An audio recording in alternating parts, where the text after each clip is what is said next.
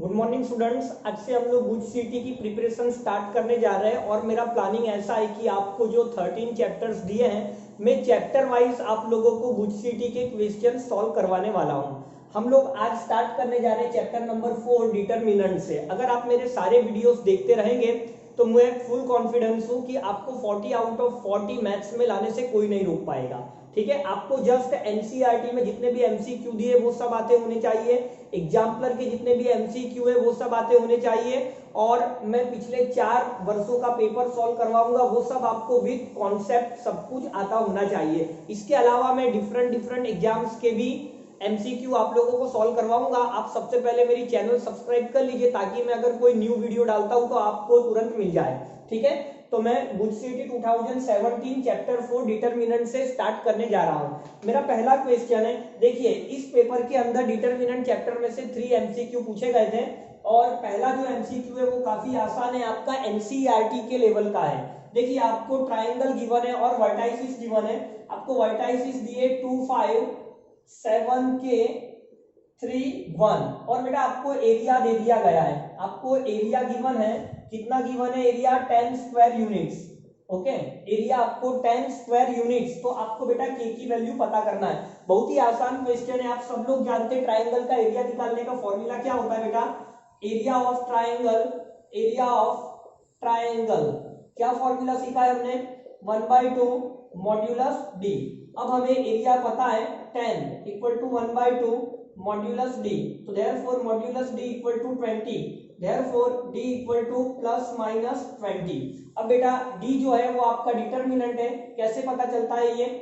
2 5 1 आपको first row में 2 5 1 लिखना है, सेकेंड रो में आपको 7 के 1 लिखना है, थर्ड रो में आपको 3 1 1 लिखना है, इज इक्वल टू, इसके इक्वल आपको क्या लेना है? प्लस और माइनस 20 लेना है। अब अगर मैं इस डिटरमिनेंट को सॉल्व करता हूं तो 2 ये हमें क्या देगा? k -1, यहाँ पे हमें क्या मिलेगा? -5, 7 -3 ये 4 होगा, प्लस 1 यहाँ हमें क्या मिलेगा? 7 -3 के इज इक्वल टू आपको कितना लेना है? प्लस और माइनस 20 लेना है। ठीक है, अब अगर इसे हम लोग सॉल्व करते हैं तो देखिए क्या मिलता है।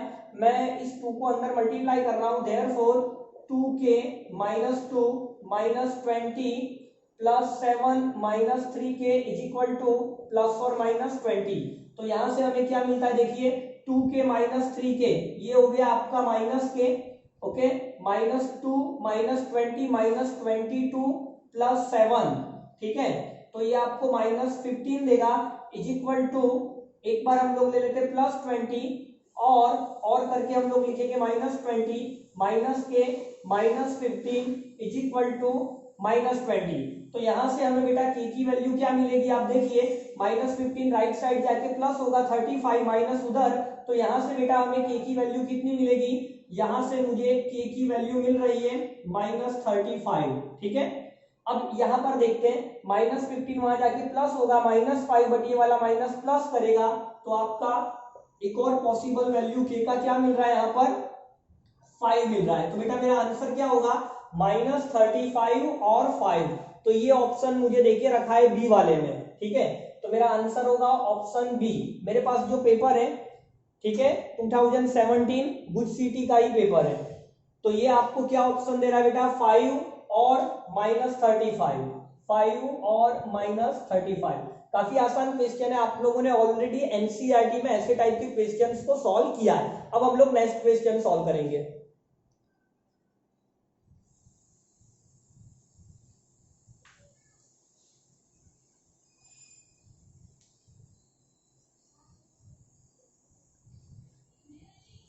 देखिए नेक्स्ट क्वेश्चन आप लोगों को क्या दिया है? नेक्स्ट क्वेश्चन बेटा आप लोगों को बोला है कि k जो है p plus Q plus R है। अगर आपके पास पेपर नहीं है कोई दिक्कत नहीं है, मैं यहाँ पर क्वेश्चन लिख ही रहा हूँ। k आपको दिया है p plus Q plus R और आपको एक डिटरमिनेंट की वैल्यू बतानी है, k plus R p Q R, k plus p Q R p k plus Q. ठीक है, आपको बेटा इस डिटरमिनेंट की वैल्यू बतानी है और जो ऑप्शन हमें गिवन है वो k के टर्म में है बेटा। मतलब आपको ऑप्शन कुछ इस तरह से गिवन है, ए आपको गिवन है 2k², बी आपको गिवन है 2k³, सी आपको गिवन है k³ और डी जो है वो आपको 3k² देके रखा है। मतलब आपको इस डिटरमिनेंट का आंसर k के टर्म में लाना है। देखिए कैसे सॉल्व करूंगा मैं। बेटा मैं इस डिटरमिनेंट के अंदर ऑपरेशन लगा रहा हूं ये वाला, C1 implies C1 plus C2 plus C3।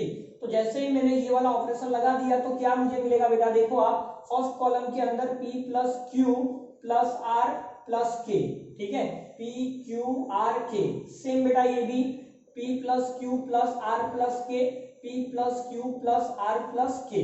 और यहाँ पर P सेकेंड कॉलम के अंदर कोई चेंज नहीं है, अभी थर्ड वाले में भी कोई चेंज नहीं है, K प्लस Q। अब आप देखिए आपको P plus Q plus R की वैल्यू K दे रखी है, मतलब ये आपका K होगा, ये आपका K होगा, ये आपका K होगा। तो बेटा ये K और ये K मतलब 2K। और आप एक काम करिए, आप कॉलम 1 में से 2K कॉमन भी निकाल लीजिए, ठीक है। C1 implies C1 1/2K। हालांकि ये MCQ आपको ये सब ऑपरेशन बताकर टाइम वेस्ट नहीं करना है, लेकिन मैं आपको यहाँ पर समझा रहा हूँ इसलिए ये सब लिख रहा हूँ, ठीक है। तो मैंने फर्स्ट कॉलम में से 2K कॉमन निकाला, तो यहां से मेरा 2K आउट हो गया। अब यहाँ पे क्या बचेगा, 1 1 1। यहाँ पे क्या होगा, P K plus P P।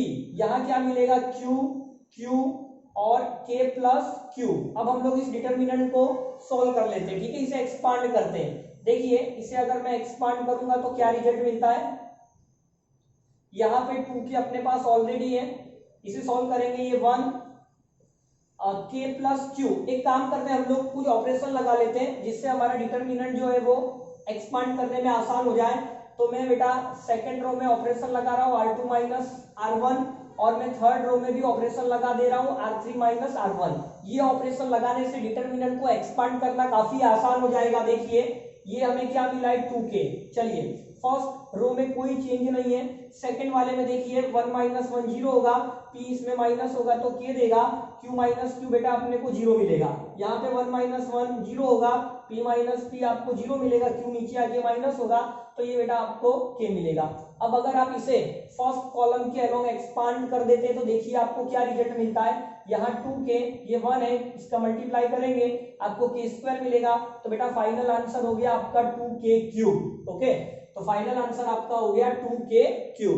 इसके बाद नेक्स्ट क्वेश्चन हम लोग देखेंगे, थर्ड नंबर वाला क्वेश्चन और डिटरमिनेंट चैप्टर का लास्ट क्वेश्चन। अगर आप ध्यान से ऑब्जर्व करेंगे तो मिनिमम 3 क्वेश्चंस हर पेपर में अपने को देखने को मिल रहा है। चलिए अब हम लोग आगे बढ़ते हैं नेक्स्ट क्वेश्चन की तरफ। तो बेटा यहाँ पर आपको एक डिटरमिनेंट देके रखा है, d equal to 1 minus cos theta minus 1, cos theta 1 minus cos theta 1 cos theta 1। अब बेटा आपको क्या कहा गया है कि d का जो मैक्सिमम वैल्यू है वो p है, मतलब ये जो d है इसका बेटा maximum value of d, maximum value of d आपको बेटा p दिया है, और मिनिमम वैल्यू जो है वो आपको q देके रखा है।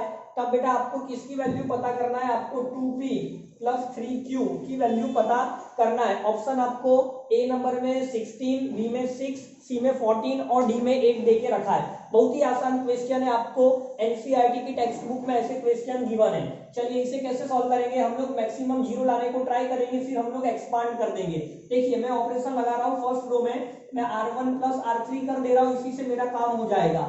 1 plus 1 2 minus cos plus cos 0 minus 1 plus 1 0, तो ये हमें cos theta 1 minus cos theta, यहाँ पे 1 कॉस थीटा 1। अब अगर मैं इसे एक्सपांड करता हूँ अलोंग फर्स्ट रो तो देखिए आपको क्या रिजल्ट मिलता है, ये 1 minus minus plus cos square theta, ठीक है।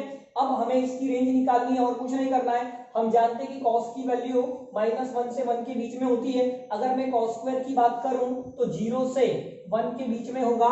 अगर मैं इसमें 1 ऐड कर दूं तो 1 less than equal to 1 plus cos square less than equal to 2 होगा। अब अगर मैं 2 का मल्टीप्लाई कर दूं तो ये 1 को 2 से मल्टीप्लाई किया, बेटा 1 प्लस कॉस स्क्वायर को जैसे ही 2 से मल्टीप्लाई किया तो ये आपको d मिल गया, तो d less than equal to 2 2 जा 4। अब आप इसे मैक्सिमम वैल्यू को p से कंपेयर करिए तो आपको p कितना मिल गया, तो ये बेटा आपको 4 मिल गया। मिनिमम वैल्यू से कंपेयर करिए तो q जो है मिनिमम था 2 है, तो आपको q की जगह पर 2 डालना है। तो अगर आप इसे सॉल्व करेंगे तो 4 2 जा 8 प्लस 2 3 जा 6, तो बेटा आपको आंसर मिल गया 14। तो यहाँ पर 14 सी ऑप्शन में दे रखा है, तो यही मेरा आंसर होगा। तो यहाँ पर हमने डिटर्मिनेंट के 3 क्वेश्चंस सॉल्व कर लिए 2017 गुड सीटी के पेपर्स में से। मैं आपको पिछले 4 साल के सारे चैप्टर्स के सारे क्वेश्चन सॉल्व करवाऊंगा। इसके अलावा भी डिफरेंट एग्जाम्स के क्वेश्चंस आपको सॉल्व करवाने वाला हूं। मैं फुल कॉन्फिडेंस हूं कि आप गुड सीटी में 40 आउट ऑफ 40 100% लेकर आएंगे। बस मेरे सारे वीडियोस देखते रहना, चैनल सब्सक्राइब कर लेना ताकि मेरे वीडियोस आपको तुरंत मिल जाए। ओके, अब इसके बाद हम लोग नेक्स्ट पेपर में डिटर्मिनेंट के क्वेश्चन देखने वाले 2018 में। 2018 के पेपर में डिटर्मिनेंट के जो क्वेश्चन थे अब हम लोग वो सॉल्व करेंगे।